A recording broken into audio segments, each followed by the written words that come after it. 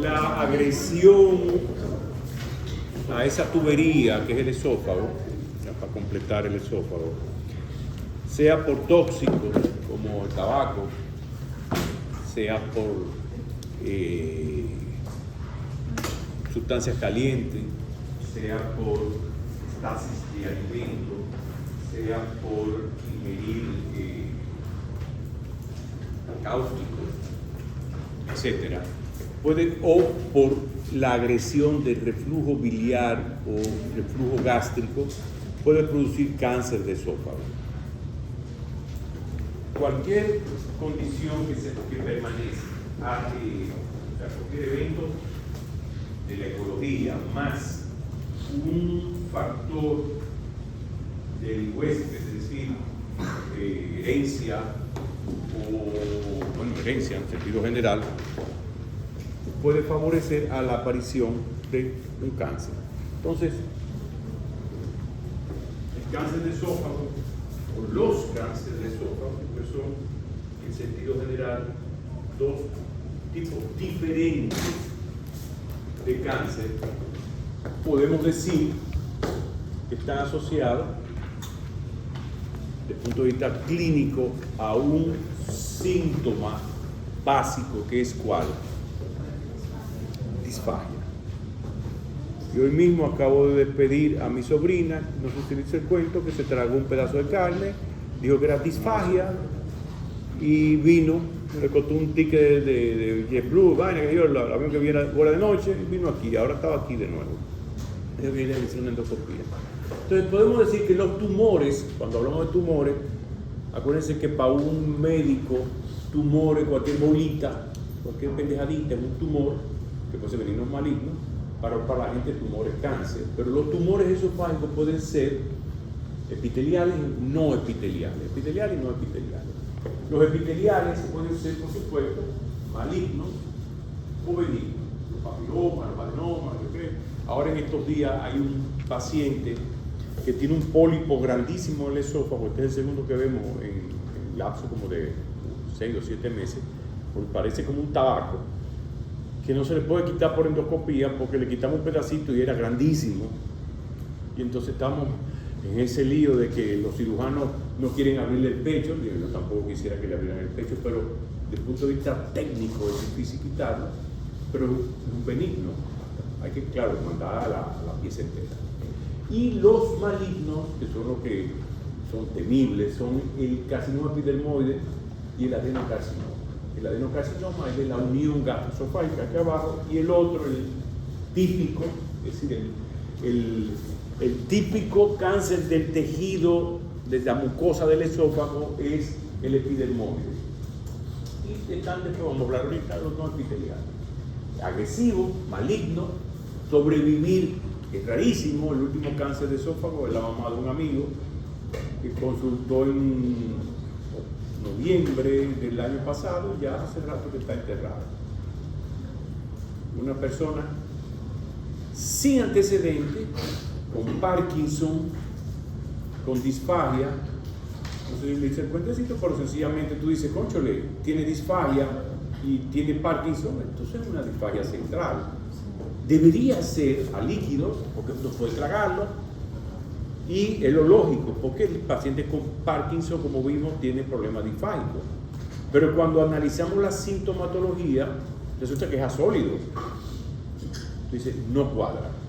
Parkinson con disfagia asólido no cuadra, porque el paciente es central, tiene tiempo de tragar, pero los sólidos, pero no los líquidos. Entonces, cuando se hizo lo que teníamos que hacer, es decir, un tránsito esofágico, si se obstruía, lo próximo era una endoscopía y era un cáncer. Si no se obstruye, lo próximo es hacer una manometría esofágica, investigar por ahí un problema de lo que vimos al ahorita, o un espasmo esofágico o alguna. Entonces, está relacionado con personas que fuman y abusan del alcohol, la ingestión de lejía y otros factores. El típico cáncer de esófago, es decir, el carcinoma de las células escamosas, el espino celular. Y el otro, adenocarcinoma, la palabra adeno se refiere a glándula, entonces es sobre la metaplasia intestinal en el esófago, que se llama esófago de Barrett, que es lo mismo cuando hablamos de la diabetes. El de célula escamosa varía según la región, hábitos alimentarios, sobre todo tabaco, genética, medio ambiente y enfermedades subyacentes, sobre todo ingerir nitrosamida, paciente suelo volcánico, Santorini, está de nuevo revolteado Santorini. La agricultura de Santorini puede generar nitrosamida, puede generar, Japón es un volcán con gente alrededor, entonces todo eso relacionado con la alimentación. Y bueno, hablamos ahorita, la calasia, la estenosis, la tilosis, algunas condiciones y algunos factores biológicos y genéticos. Si tu abuelito tenía un sembradío de piña, ese mico a ti te toca que es un macetero lleno de tierra como una mata de piña. Tu abuelito tenía un cáncer de esófago, sobre todo este. Trata de no fumar y trata de no agredir tu esófago porque puede generar un cáncer de esófago. ¿Okay? En la conversión maligna de la mucosa escamosa del esófago, ahí está lo que hemos dicho: ambiente, genética, hábitos alimentarios, tabaco, sobre todo tabaco, alcohol, son masculinos entre la sexta y la séptima década. O sea, los abuelos de nosotros, las abuelas probablemente no fumaban tabaquitos y cosas, pero los hombres eran los que fumaban de verdad. Era parte de la masculinidad, abuelos, bisabuelos. Ejemplo, es en el esófago, tercio medio, y hay una proliferación que va a producir, por supuesto, un atascamiento de la comida, que eso se traduce desde el punto de vista clínico en una disfagia. La disfagia es que se llama interrogar al paciente, tenemos que evidenciar qué tipo de disfagia es, si es disfagia aerosólica o líquido, que es una disfagia no caprichosa, o sea, no es una disfagia que lo domingo por la tarde me da disfagia, sino que el paciente siempre tiene disfagia. Y el paciente que consulta diciendo, ya tuve que comprar una batidora para que me bajan los alimentos, para que no puedan pasar, pero ya ni aún así se me quedan. Se origina en el epitelio retificado maduro que recubra la superficie, va desde cambio de displasia breve moderado severo hasta carcinoma que empieza in situ, es decir, en la mucosa, y después todo se progresa. Estamos desde un simple cambio de coloración hasta lesiones infiltrativas ulcerativas, lesiones ulceradas. ¿Qué se asocia a calasia?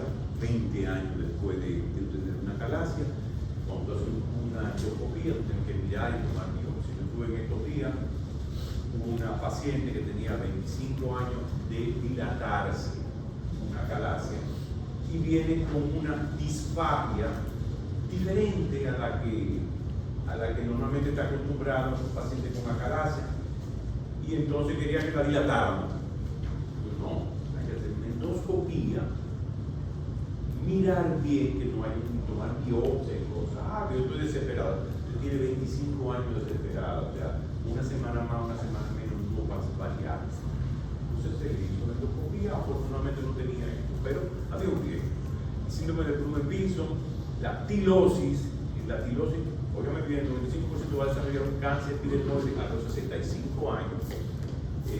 Cuando hay carcinoma de pie, cabeza, cuello, tumores laringorofaringeos, HPV y Epstein-Barr virus, y afortunadamente algo interesante no está relacionado con el lipoactividad, algo que no está relacionado. Esta es la tilosis. ¿Qué es esto?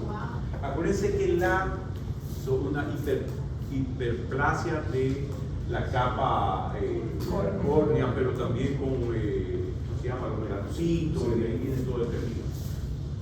Entonces, ese es un paciente que tiene un trastorno genético que lo favorece el cáncer.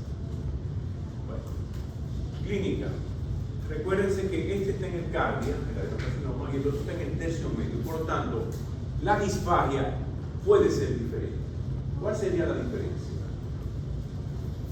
De una disfagia porque el cáncer está aquí, y una disfagia porque el cáncer está acá abajo.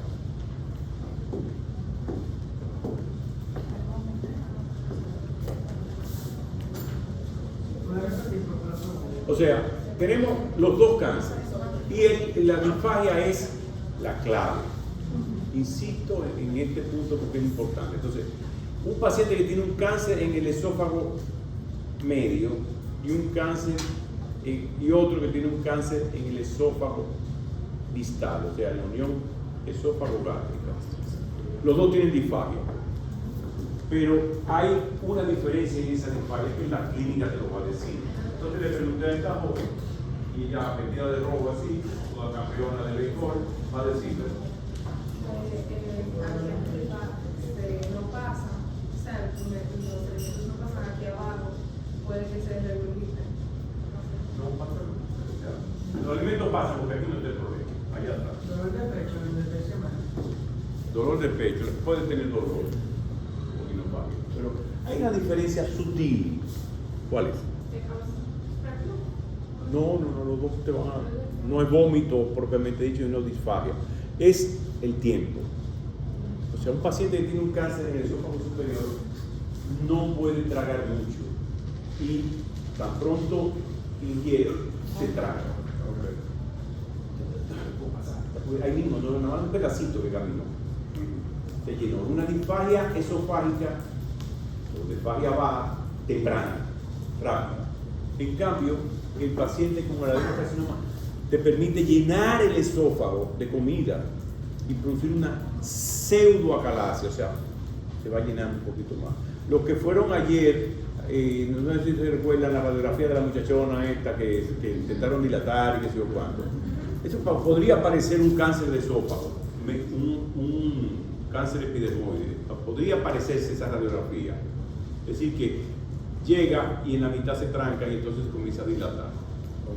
Tiene una disfagia, a la larga va a producir odinofagia, pues se le va a llenar y va a comprimir, qué sé yo cuánto, hasta llegar a fagia. El paciente no traga. Entonces, cuando tú tienes una fagia, tú vas a tener pérdida de peso, tú vas a tener una alteración de estado general y, por supuesto, no te va a tener deseo de comer nada, anorexia. Puede tener parálisis de cuerdas vocales cuando el cáncer es tercio superior, agresivo, infiltrante, y te puede infiltrar aquí arriba, y tos, neumonía, y fístula, metástasis pulmonar y sangrado, sobre todo por el carcinoma epidermoide, porque la comida regurgita. Y puede tener fístula, puede ir rompiendo, ulcerarse el cáncer. La disfagia es uno de los principales síntomas, generalmente progresa de dificultad de pasar alimentos sólidos, luego con un tiempo sucede pasar a líquidos. Se llama disfagia progresiva. Al principio eran los pedazos de carne, pero me comencé a comer carne molida. Y después entonces hasta el arroz, entonces yo le dije, pues aplátame el arroz y mójalo con habichuela. O sea, la gente comienza, porque sobre todo el tipo de paciente, varones de 60, 70 años, ya están casi jubilados, lo que sea, entonces comienzan a variar la alimentación. Mira, yo no puedo una sopita para que caiga bien, porque se me para la comida. Hasta que generalmente vienen ya con mucha evolución. La lesión va obstruyendo tercio medio, el otro cáncer de aquí que está, va obstruyendo, y cuando comienza a reducir más de 1.5 centímetros, otra durmiéndose. Beba esto, nunca es muy rápido, ya estoy terminando. 1.5 ya comienza la disfagia. 1.5. Además de que no hay una peristalsis normal, porque hay una masacote que está infiltrando. ¿Okay? El dolor generalmente aquí en el cuello y la tos es una queja común, también secundaria a la broncoaspiración, pero también puede haber una fístula. Esto es lo que nosotros vemos.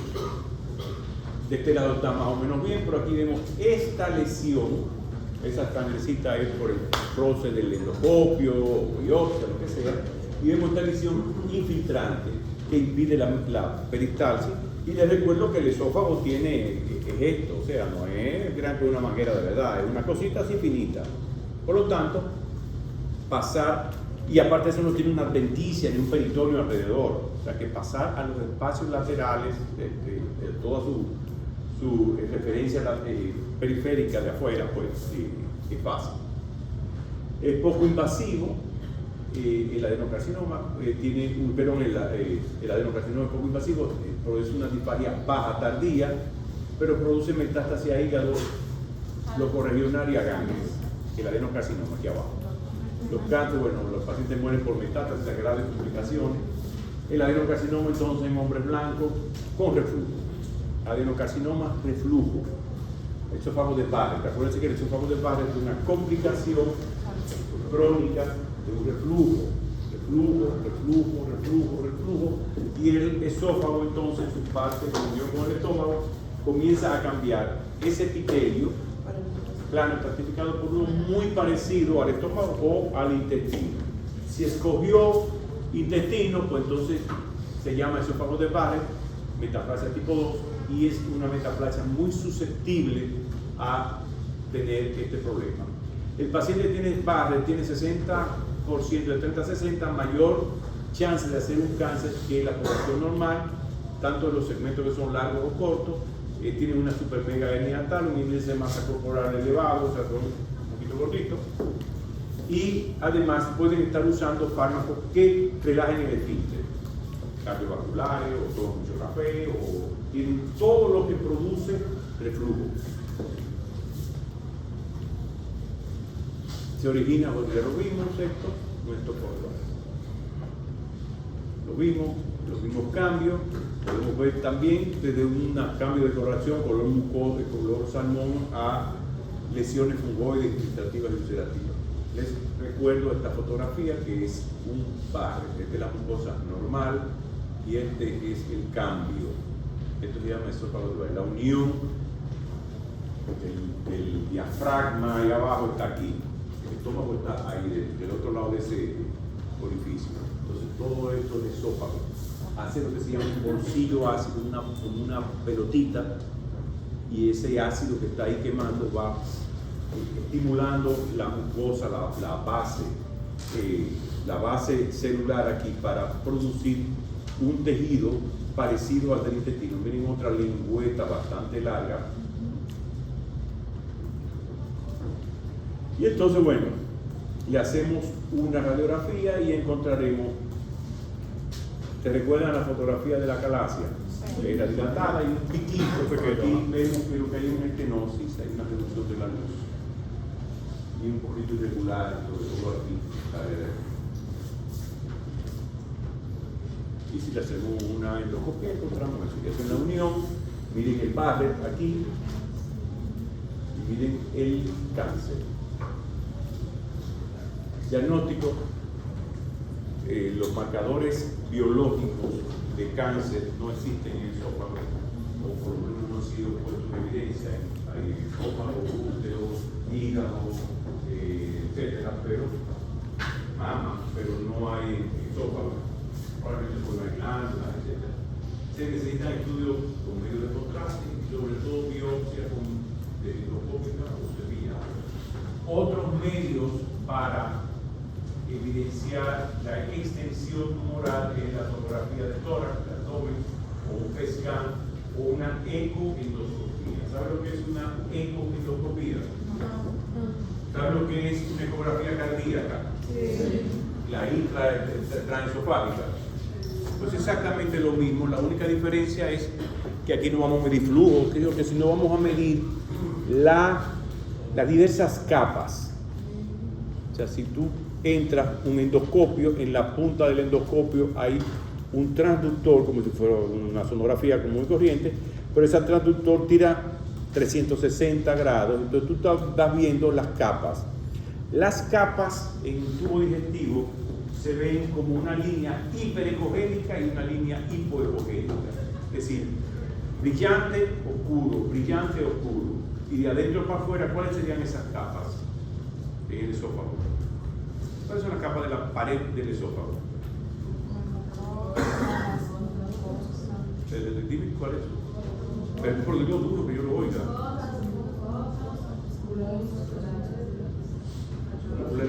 Entonces las musculares, ¿cuántas musculares hay en el esófago? Tres. ¿Cuáles son las? No sabes si tenemos una. ¿Cuáles son las tres? No, son dos. Circular y longitudinal. En el estómago que hay tres. Por ejemplo, cuando tú te comes un mondongo de estómago, más gordito que si te comes el mondongo de intestino. Acuérdense que la vaca tiene un estómago Exacto, tiene varias, cuajar, el libro, la que sí, ok. Entonces, el estómago de la vaca, si vamos a hacer mondongo, pues mejor por un pedazo de estómago y no el intestino. Aunque el intestino es más suavecito. Señores, apliquen medicina aunque sea comiendo mondongo.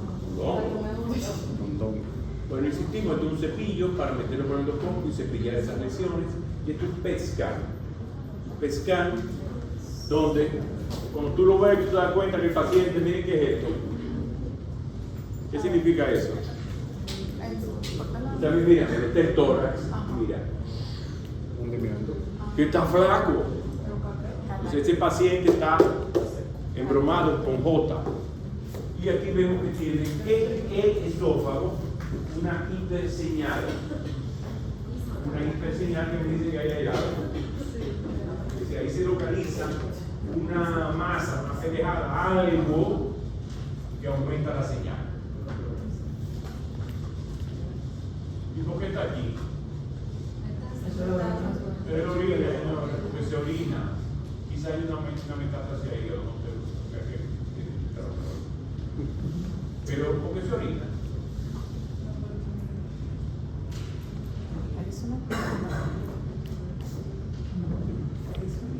Saben esta clasificación, el tumor, T1, T2, T3, T y S, que es in situ, primera capa, los nódulos sí o no, y metástasis sí o no. Entonces, hiperplasia de alto grado, eso es, tú tomas un pedacito y te dice que hay displasia, que hay problemas.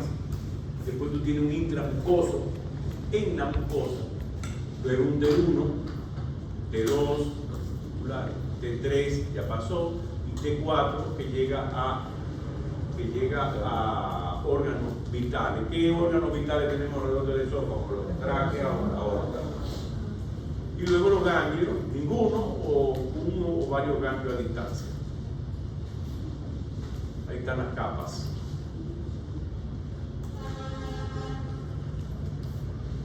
La radiografía varitada con contraste pues va a mostrar lo que se llama imágenes de sustracción. ¿Están dando imágenes? Cuando yo era estudiante, pero lo que más usaba, ahora tenemos tomografía, etc. Entonces una imagen de sustracción, o sea, a la tubería se le sustrae un pedacito. Una imagen de sustracción significa que hay algo que está adherido a la pared.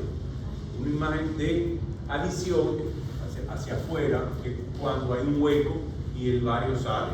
¿Okay? Entonces aquí vemos una imagen de sustracción, aquí una imagen rara, fíjense, plana, por lo que parece que esto es ahí. ¿Okay? Entonces una úlcera sobre una lesión exofítica enorme. Ahí se ve perfectamente la correlación. Está pseudoacalasia. Entonces, ¿por qué yo no digo que es una acalasia? Me parece muchísimo, porque esto no es un pico de ave, es decir, un pico es como un tucán, una cosa así, miren lo grande y miren lo irregular que, o sea, en la acalasia eso es bien delimitado. Miren otra lesión aquí, que está ocupando el tercio inferior, aparentemente. Esta es una tomografía, una mujer relativamente joven que tiene una lesión esofágica, probablemente fumadora desde temprano, y entonces ha desarrollado un cáncer, todavía está en la capa de grasa, está gordita, o tiene un índice, porque ahora no me puede decir gordito a nadie, es mi nieta, entonces quiere decirle ahora que tiene un índice de masa corporal relativamente bien conservado. Porque tiene los huesos grandes. Los huesos grandes, entonces cuando son grandes. No, tú le dices, gordito, no, de verdad, ahora todo es pacientes recluidos, privados de libertad. Privado de libertad. Una persona que está privada de libertad, tú buscas, creo que un preso es un privado de libertad, ahora no se puede decir preso, ni se le puede decir, ¿cómo se llama un paciente que tiene úlcera? Si no tiene HIV, viviendo con el HIV, o sea, sí, pero te enfermo. Entonces, no, tú tienes que decirle que él está viviendo con HIV, yo estoy viviendo con un problema en mi casa de agua, estoy viviendo con el HIV. Y no lo dice, que es lo peor. ¿Sabían eso? Que hay pacientes. No, yo no soy diabético, tengo problemas. ¿Tienes problemas con la A veces se me sube. A mí me da una cuerda eso. O sea, los pacientes que viven con HIV vienen, se consultan, la enfermera tiene pincha, baño, que sé yo qué. Y después de tú preguntarle, es que te dicen que ellos tienen HIV. Después que tú vas, le haces una endoscopía, ha contaminado el aparato, la vaina. No, pues uno no puede decir nada, porque yo también soy hecho y nada, uno puede ir preso. Exacto, pero hepatitis C no. ¿Por qué hepatitis C sí puede la gente negociar y HIV no? Y aquí hay un formulario, ¿ustedes saben eso? Sí. Un formulario. Y la gente que tiene anémica se llaman ¿cómo? Anémica. ¿Tú imaginas que te digan en público que tú tienes anemia? Normal. ¿Y que tú tienes HIV? Bueno, si lo coges, te lo coges. No, pero no, son pendejadas, o sea, son privados de libertad, son puestos, tú tienes que agarrar con una vaina que no es de él, huyendo, corriendo, y una gente dando brincos porque le dio un empujón. Ahora resulta que él es posible ladrón o lo que sea. Hay una gente que está diciendo, unos amigos de nosotros que son abogados en Estados Unidos, que dicen, si te roban, no ponga una demanda por robo, con una tentativa de suicidio agravado, con sustracción de no sé qué vaina. De homicidio. Tentativa de homicidio. O sea, yo te voy a quitar ese seguridad, pero yo te voy a decir, permíteme, gracias. Yo te lo voy a arrancar con violencia. Entonces, decir que fue un acto violento y robo también. O sea, poner robo como para que le hagan caso a la ley, porque si no, sueltan al tigre. ¿Está bien? Sí, porque es un delito menor. Bueno, pues decirlo, o sea, que fue agresión y robo, para que le hagan caso a uno y la policía actúe. Y hay, perdónenme, pero hay, si la persona que te robó o te agredió pertenece a una minoría, excepto inmigrantes, que hay otra cosa. Pero si pertenece a una minoría, te jodiste. Te jodiste porque tú no puedes acusarlo, porque tú estás acusando y es xenofobia, homofobia, claustrofobia. Miren otro TAC abdominal con una lesión que ocupa. Pronóstico, malísimo. Diagnóstico tardío.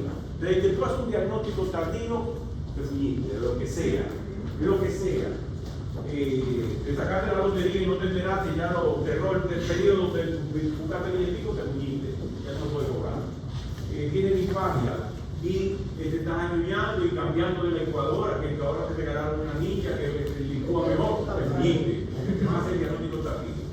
Salvo que te hagan una endoscopía por otra causa. Vamos a hacer una endoscopía porque tienes 60 años, 50 años, 30 y te encontraron una lesioncita. Y te metieron el tubo arriba, como pasó a mí con un paciente, y le encontré una lesión, un paciente familiar, le encontré una lesión en el esófago del estómago. Entonces los pacientes con carcinoma, pero ya vimos que se mueren por metástasis. Tratamiento quirúrgico, solamente quirúrgico.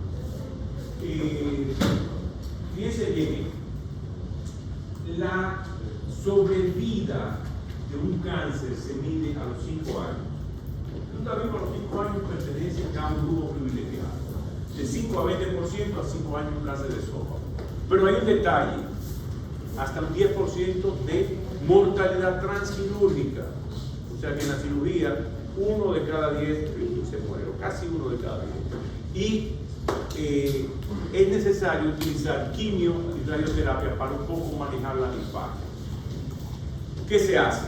Los gastroenterólogos, bueno, tenemos algunas chances de hacer lo que se llama mucosectomía endoscópica, como el señor que tiene superpólipo, probablemente cáncer. Nosotros vamos a tratar, antes de llevarlo a cirugía, con cirujanos ya advertidos, porque podemos perforar hasta grado, 80.000 cosas, vamos a tratar de quitarle con una endoscopía, meter el asunto y cortarlo. Entonces, eso podemos hacerlo cuando el carcinoma afecta la mucosa, o sea, un TS1, T1, ahí más o menos. Y en ese caso, 90% de sobrevida. Si logramos llegar a un polipito pequeño, neoplasia, creo que sea, pero pequeñito, que esté solamente en la mucosa, tiene un 90% de chance, que es buenísimo. Y lo que hacemos son tratamientos paliativos. Paliativos para aliviar la disfagia, mejorar el estado nutricional, y esos son o dilatación o sobre todo stent. Y en algunos casos, ablación, sea con láser o con radiofrecuencia. El tumor es una esofaguectomía, miren el tumor aquí. Y este es el stent. Claro, el stent se tiene que poner en pacientes que todavía conservan cierto nivel de permeabilidad. Aquí está el cáncer, se mete el stent hasta aquí, se suelta y el stent es como un stent cardíaco. Pero usted ha visto los rolitos de antes que eran como un spring, que tenía como una mallita por fuera, que yo cuando era chiquito pues, jugaba y se lo quitaba a mis hermanas y a mi mamá. Entonces es eso, pero puesto apretadito, tú lo sueltas y toma esa forma. Hay dos tipos de stent, cubiertos o no cubiertos. Cubiertos que están como una plastiquito por fuera, agreden menos la mucosa, pero tienden a bajar. Y los no cubiertos son los que parecen como una malla, unas redes anticiclónicas esas que ponen en las escuelas, y entonces se pegan, con la diferencia entonces que el tumor puede metérsele adentro, crecer y pasar la pero esta es la vida. Aquí vemos un tumor. ¿Dónde está ese tumor? En el tercio inferior. Ese es un stent que estamos poniendo. Por supuesto, en este caso es uno no cubierto. Tienen este hilito para uno, si lo pusiste mal, jalarlo, volverlo a poner chiquito, ponerlo en su sitio, soltarlo. A veces migran quiere decir que con tanto tragar, pues la gente se siente estimulada y va bajando. Bueno, este es otro PET scan. Y los tumores epiteliales malignos son el carcinoma verrucoso, crecimiento vascular lento, un potencial metastásico tremendo, el de células pequeñas muy agresivo, y el melanoma maligno. Es raro, es la localización de un melanoma en un tejido del ectodermo. ¿Y dónde más tenemos melanocitos? Melanocitos, ¿cuáles son los melanocitos? En la piel. ¿Dónde más? Déjame ver quién tiene los ojos negros. Los ojos tenemos melanocitos. ¿Dónde más? En la sustancia negra, aquí adentro, ¿dónde más habrá? Y bueno, como el esófago pertenece a ese grupo de órganos que están formados con el ectodermo, pues también el ectodermo es rarísimo, pero es malísimo.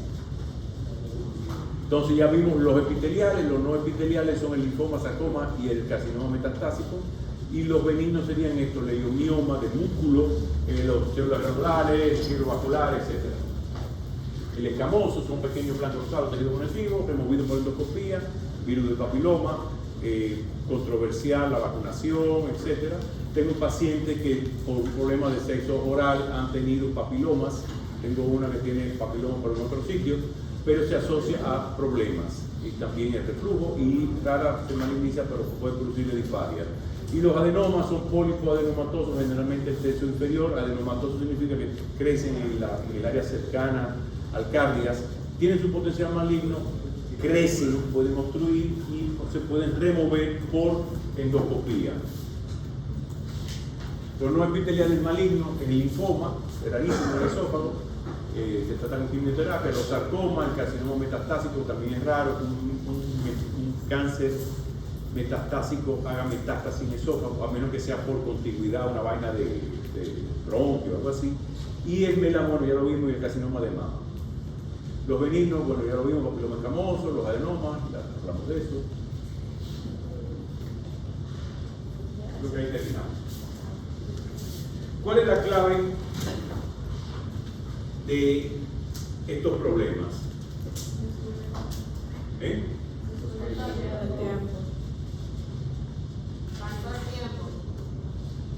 Disfagia. O sea, el paciente, usted traga bien, No, mira, se me para la comida aquí, la que fumador, que se le para la comida, o un paciente con mucho reflujo que ahora como que le da dificultad, que tiene que hacer, con mucha gente que hacen así, tiene que beber agua. ¿Eh? Espérate. Sí, óigame, si un subalemán que está aprendiendo español oye lo que esta niña dijo, desiste. Conozco a Pal. ¿Qué significa eso? Que conoce a Pal. Que conoce que tiene conocimiento de varias personas que hacen ese gesto. Más o menos es la idea, ¿verdad? Sí. Más o menos. Dominicalizado. No. Ay, Dios. Pero bueno, tú conoces a Pal, y Pal o esas personas hacen así para. Entonces, si son familiares tuyos, tú deberías pedirle que vaya a un médico. Tenemos 7 minutos, no podemos perder tiempo en esta clase. Vamos a pasar, a menos que haya una pregunta. Allá atrás no hay pregunta. Es más, sí, hazme una pregunta. Hazme una pregunta. Realmente sí, ahora yo pensando. Con el tema del Eso fue un rolling que le tiraron, él no iba a cogerlo, pero se tiró y lo atrapó. Dime, con relación. de la malla que se pone en el esófago. Cuando digo que queda mal puesta, doctor, y que se saca. ¿Cuándo uno identifica que la malla está mal puesta o que puede ser una mala colocación de la malla que no está funcionando? Cuando el paciente, déjame ver si yo puedo,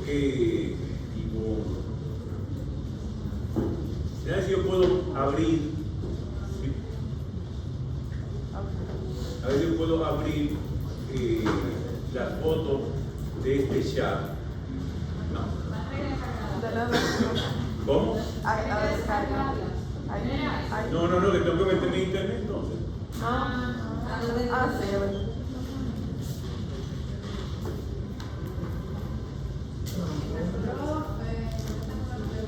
Pregunta, otra que salió. A los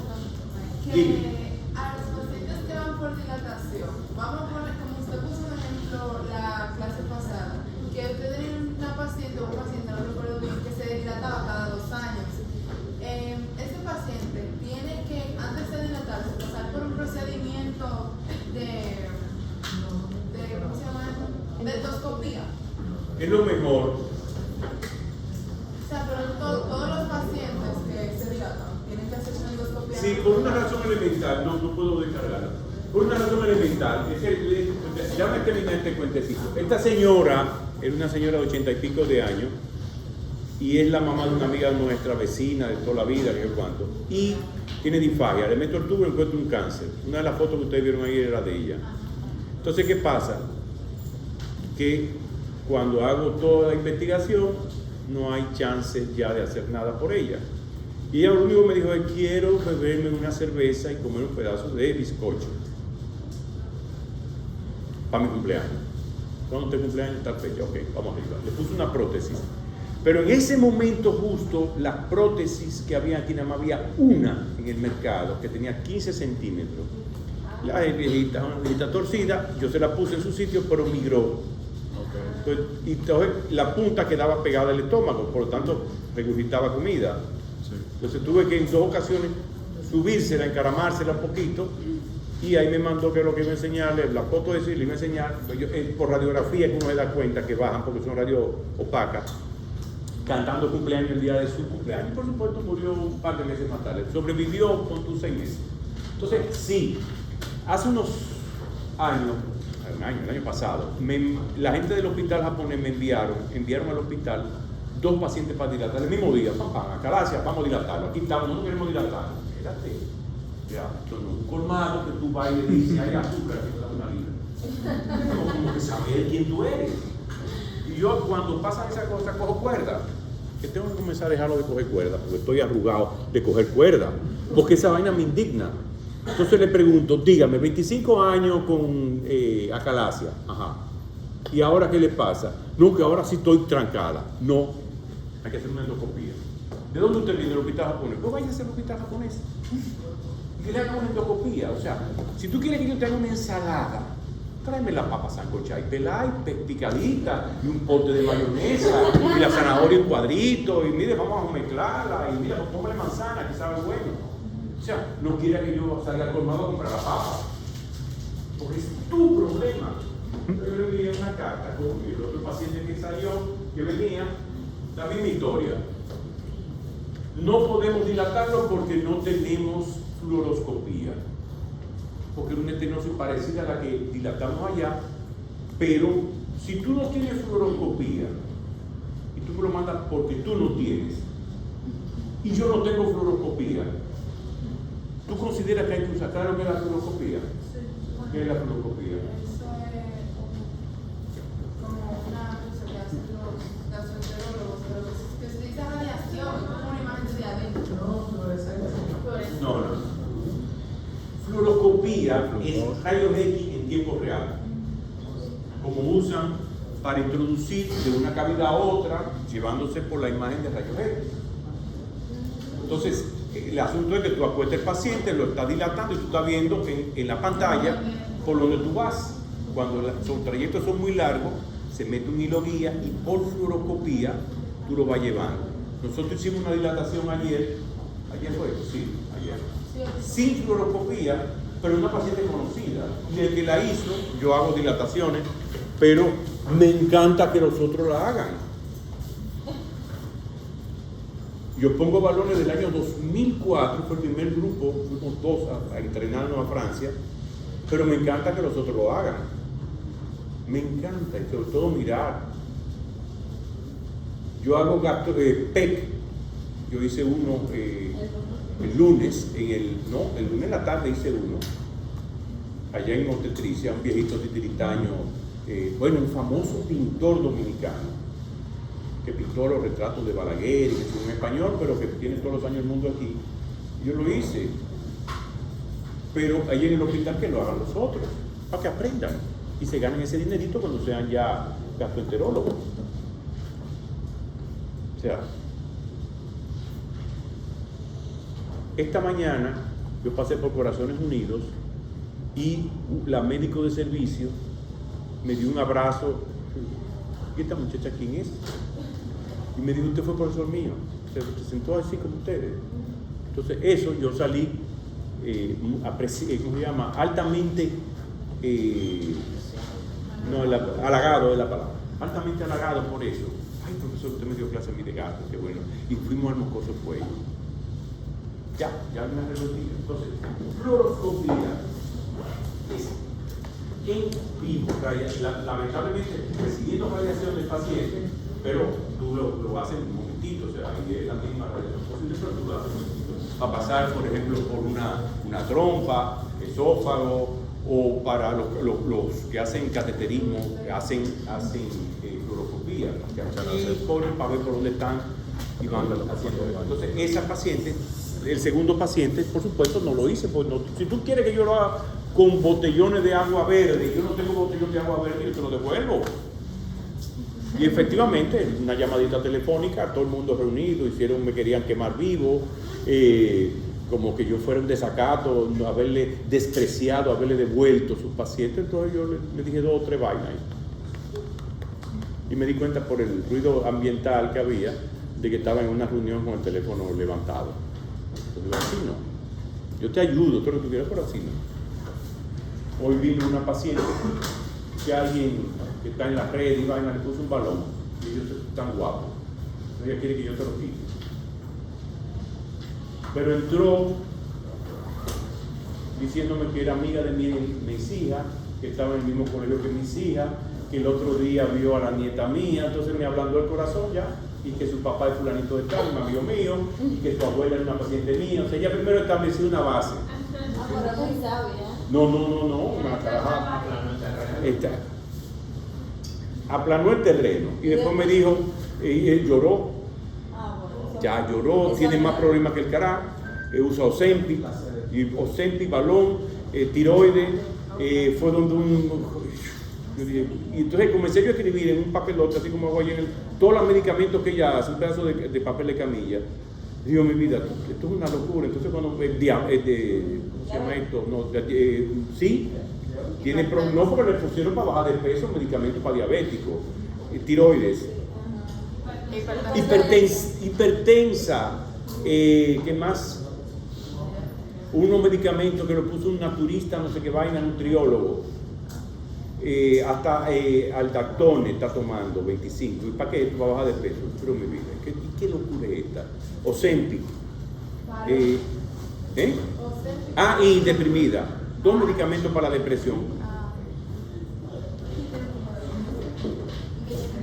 Entonces, ya me hablando, yo voy a... Si eso no le hablan del corazón a usted, profe. ¿Cómo?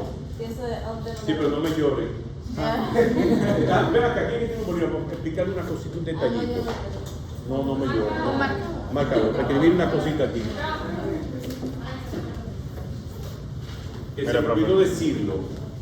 Que usted no pasa así mismo. No llore.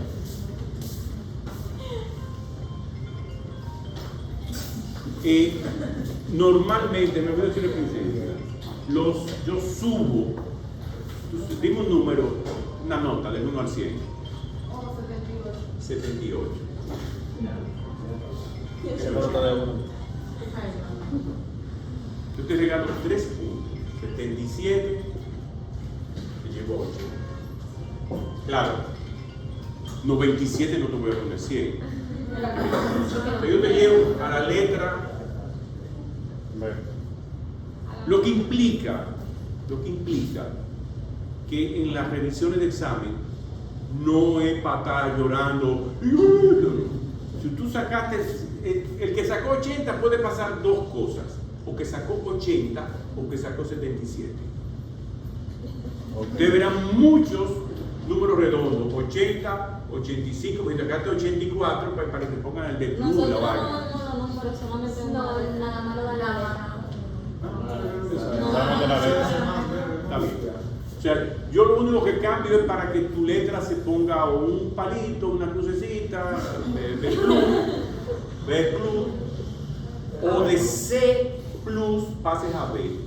Es decir, pero no C plus, digo, no C pelado, sino 67. Tú llegas a 70.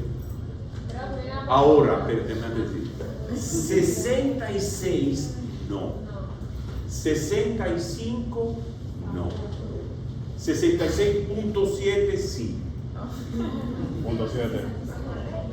66.7 es 67 y ya tú caes. Ya tú callas. ¿Entendimos eso? Sí. O sea, eso es para reducir la exposición de ustedes a una reunión allá abajo de revisión de examen, donde ahí yo me pongo cuadrado. No. O sea, pues que esta es la última materia, o sea, que no. Y yo voy hasta revisar todas las notas de ustedes. O sea, ahí yo peleo. O sea, hubo uno que me decía que la última, o sea, yo era el causante de que no se fuera para Baní, que no hiciera la vaina. Y cuando revisamos le faltaba más materia que el carajo. Que él no sabía cómo había sacado 65. Pero viejo, y entonces en tal materia sacaste 65, tampoco sabes. Entonces, hay que tener a veces, oigan bien, a veces hay que tener un poquito de orgullo. Un poquito de orgullo. Y cuando yo fui estudiante, con 69, yo no pedía ni televisión. Saqué 69, repito. No, de verdad, no voy a ir de donde el profesor, mire, yo que no. Punto 69, usted no me dio el puntico, no me lo dé, vale. Ya. Ahora, sepan que si tú me sacas 69, yo con mucho gusto te pongo 70, un punto más, un punto menos, es la mitad de la vida. Segundo punto, hay preguntas que son el A. Hay 2 formas de corregir. La pregunta correcta es la A, pero tú pusiste la C y la A. Entonces, hay algunos profesores que dicen 0, porque esta invalida la otra. Ahí tú sacaste la mitad de los conocimientos. Yo te pongo la mitad. Pero si tú marcaste la D, de 3 tiros, no le diste a 1. Y si pusiste la E, Ah, no, pero Tú sacaste 0.25 del valor de esa pregunta. Ahora, si la respuesta era B, o sea, la F que era B, E, D, G, que sé yo qué, y tú marcaste la B, la E y no la D, es decir, que la respuesta correcta era F, está mala la pregunta. O sea, si hay respuestas múltiples englobadas en una sola respuesta, todo, ninguno, ABC, BCD, y tú no respondiste, aunque tú hayas puesto 4 de las 3, está mal, porque se va en el conjunto, dime. una pregunta sobre el examen, ¿no? Ahora te voy a decir, es el conjunto, ¿ok? Porque, ¿no entendiste? No. Perfecto. A, B, C, D, E, F. La E es AB, la F es A más C.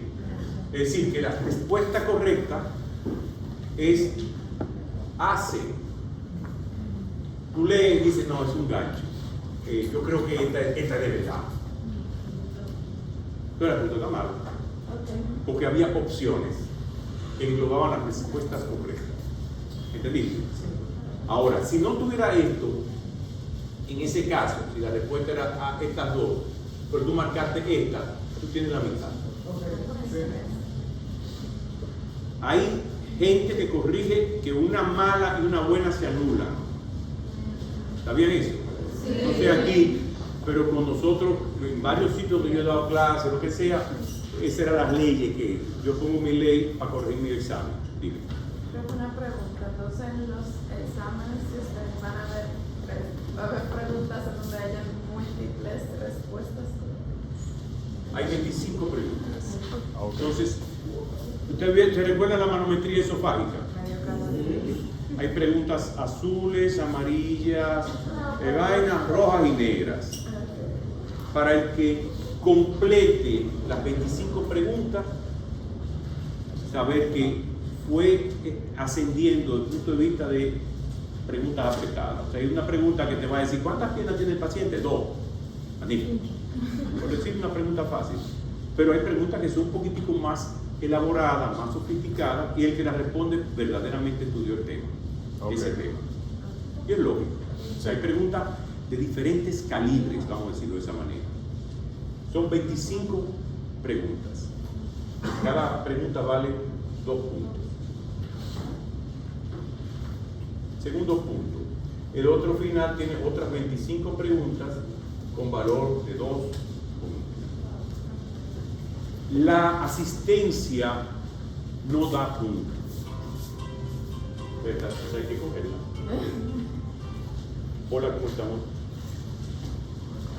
No, te llamo okay. Le tengo el sonido diferente para. Entonces, la asistencia no da puntos, pero da derechos. ¿Qué significa eso? Que si yo no paso los martes, lista, porque los jueves es poco tiempo. Pero si tú dejas de faltar, tú faltas 3 semanas, yo te reporto ahí abajo. Porque si tú faltas el 25% de, no más todavía, son 4 faltas, algo así, te anulan y te salen a buscar. De hecho, en los 25 años que yo tengo, 2 alumnos tuvieron problemas, sobre todo uno de depresión, se trancó en su casa y vaina y dejó de venir. Y cuando yo lo avisé allá abajo, ya otros profesores también lo habían dicho, y entonces se alertó, se jaló la campanita. ¿Qué otra cosita de los exámenes? Entonces, otra cosa. Adivinar cuál es la. O sea, yo no pongo adelante. Esta pregunta, las respuestas son múltiples ni nada de esa pena. Las respuestas pueden ser desde ninguna, desde toda, desde alguna o algunas o una que responda. Ahora, la inteligencia de ustedes es lo que va a identificar qué tipo de pregunta es, porque eso es parte del examen. Profe, cuando la respuesta es ninguna, ¿va a haber una opción que diga ninguna o simplemente Claro, está como, entonces no hay, ya eso es. No, porque ya Entonces yo les recuerdo lo siguiente: anoche a las 9 de la noche me llamó una colega, amiga y paciente mío que tenía epigastralgia, neumonía, hipertensión y alteración de estado general, mal, fiebre, lo que sea. Un proceso viral, un dolor de estómago por los medicamentos del proceso viral, y además de eso tenía 113 de frecuencia cardíaca y la presión en 150 así. Entonces, la medicina no es selección múltiple nada más, hay muchos problemas que pueden venir juntos. Entonces, saber es parte del problema. Entonces, claro, ¿alguna otra pregunta así como la de que vamos a ver? Argumentar en la respuesta de los exámenes. Argumentar en la respuesta, no entendí. O sea, usted explicó de que hay algunas preguntas del examen que pueden ser una o stand-by y que tengo englobado una sola. Pero que nada más es una, pero es que argumentemos de por qué consideramos que solo. No. Antes yo hacía preguntas directas. Por ejemplo, llegó un momento que me harté de poner tipo de disfagia. Yo digo, vamos a poner una pregunta más fácil. ¿Qué es disfagia? Y eso era de la pregunta premium. ¿Qué es disfagia? Pero el trimestre que viene yo no preguntaba por disfagia, preguntaba por diarrea. ¿Qué es diarrea? Todo el mundo habla de diarrea aquí, pero nadie sabe describir con palabras técnicas de la medicina y conceptos claves qué es diarrea. Cuando uno evacua mucho, entonces volví, porque me obligaron a volver para atrás a QCM, o sea, pregunta directa, porque se podía prestar a subjetividad, o sea, no digo la palabra, pero en vez de decir esa es líquida, digo cacá blandita. Entonces, cacá blandita es lo mismo que preso, pero no sabemos definir, no sabemos se llama esto, escribir, responder, no lo sabemos hacer. Y la vida hay que escribir, en medicina hay que escribir mucho, sintetizar. Era para confirmar si todas las preguntas del examen son nada más selección múltiple. Insiste, acabo de decir que sí. Se puede Selección tomar múltiple con 1, 2, 3, 4, todito o ninguna. O una que no tanto. 25 preguntas de la boca al ano, del esófago, del tercio superior hasta el ano. Muchas gracias.